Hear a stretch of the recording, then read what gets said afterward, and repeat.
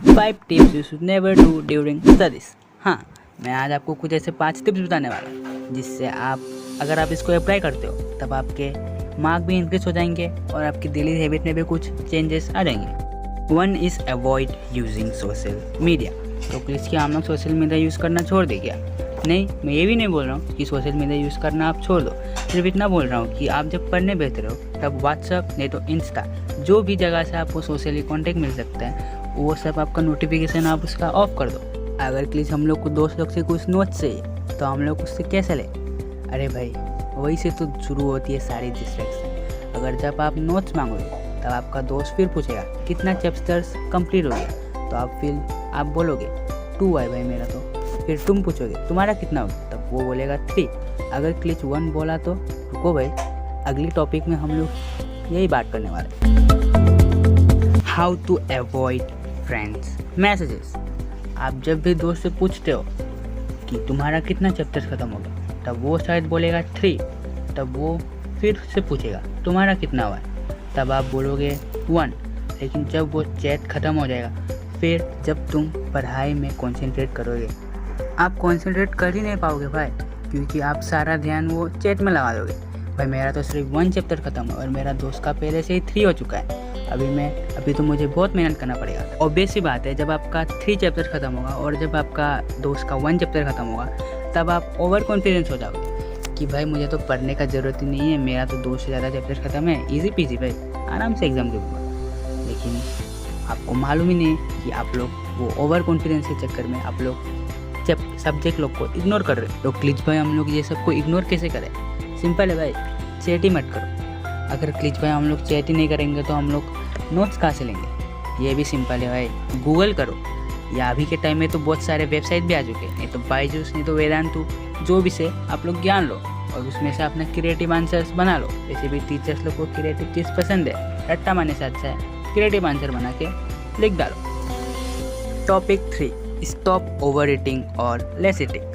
आपको खाना ज़्यादा भी नहीं खाना है और आपको खाना कम भी नहीं खाना है। कल आपका एग्ज़ाम नहीं तो कोई टेस्ट है और आज आप पढ़ने ही नहीं सक रहे हो क्योंकि आपको बहुत नींद लग रही है। ये सब चीज़ को कैसे अवॉइड कर सकते हैं? सिंपल है भाई, खाना आपको अच्छा से खाना है। अभी आप सोच रहे होगे अरे भाई ये खाना और पढ़ाई में क्या कनेक्शन है? भाई बहुत बड़ा कनेक्शन है। अगर आप ओवर फीडिंग करते हो तब आपका बॉडी का सब एनर्जी वही ओवर फीडिंग को डाइजेस्ट करने में चला जाता है और इससे आपको लगता है नींद। ऑब्वियस सी बात है, आपको लेस फीडिंग भी नहीं करना है। अगर आप लेस फीडिंग करते हो तब बॉडी का एनर्जी आपको एनर्जी तो देगा, लेकिन आप वो एनर्जी को कितने टाइम यूज़ कर सकते हो? 30 मिनट या 20 मिनट। इससे अच्छा है कि आप मीडियम खाना खाओ, ग्रीन वेजिटेबल्स खाओ। फिर से आपको ग्रीन वेजिटेबल्स खा के आपको फास्ट फूड नहीं खाना है, क्योंकि फास्ट फूड खाने से आपका दिमाग और बढ़ेगा, मुझे और खाना है फास्ट फूड और खाना है। इससे आपका वो फास्ट फूड ओवर फीडिंग में चला जाएगा, वो डाइजेशन में ज़्यादा टाइम लेगा और फिर आपको फिर लग जाएगा नींद। इसीलिए आपको एग्ज़ाम टाइम में नॉर्मल खाना खाना है और ग्रीन वेजिटेबल्स खाना है। Topic 4, in which place you should not to study. अभी जब मैं आपको ये बोल रहा हूँ तब आप ये सोच रहे होंगे अरे भाई कहाँ पढ़ेंगे, टेबल में ही तो पढ़ेंगे और कहाँ पढ़ेंगे? वही तो बात है भाई, टेबल में ही तो पढ़ेंगे, अभी बेड में थोड़ी ना पढ़ेंगे।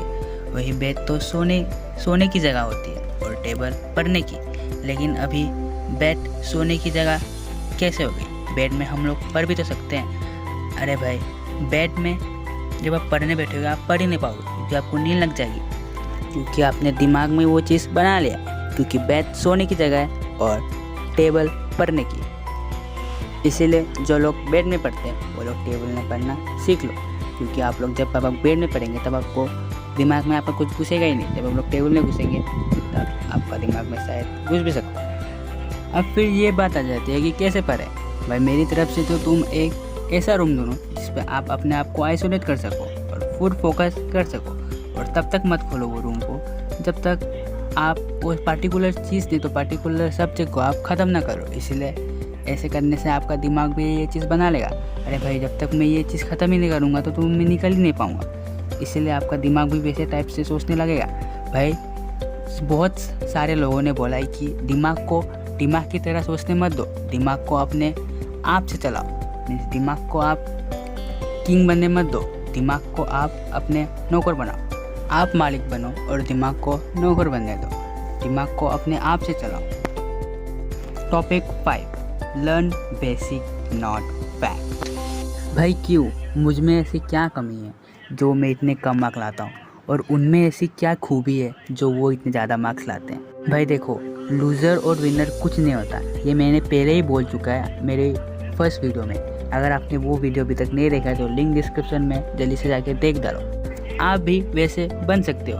पहले मैं आपको ये बताता हूँ कि आप क्या गलती कर रहे हो। आपका एग्ज़ाम स्टार्ट होने के लिए सिर्फ 1 मंथ नहीं तो 2 मंथ है।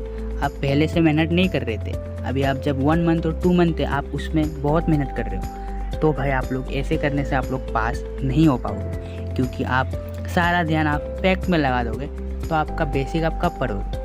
आपका बेसिक पढ़ने का टाइम ही था वो फर्स्ट दिन से आपको शुरू करना था। आपने अगर बेसिक को फर्स्ट दिन से शुरू ही नहीं किया तो लास्ट में फैक्ट पढ़ के क्या फ़ायदा। आप जब नर्सरी केजी में होते हो तब आपको ABCD क्यों पढ़ाया जाता है, क्योंकि आगे जाके वो ABCD पढ़ के आप लोग आगे जाके वर्ड्स बना सकते हो। अगर आप अभी ABCD पढ़ते ही नहीं तो आप वर्ड्स कैसे बनाते। अभी आप लोग यही सोच रहे हो कि क्लास KG और नर्सरी में भी तो हम लोग को मम्मी पीट के ABCD सिखाती थी, ये भी तो एक फैक्ट ही तो हो गया। तो आप यही सोच रहे हो, तो भाई ऐसा नहीं है।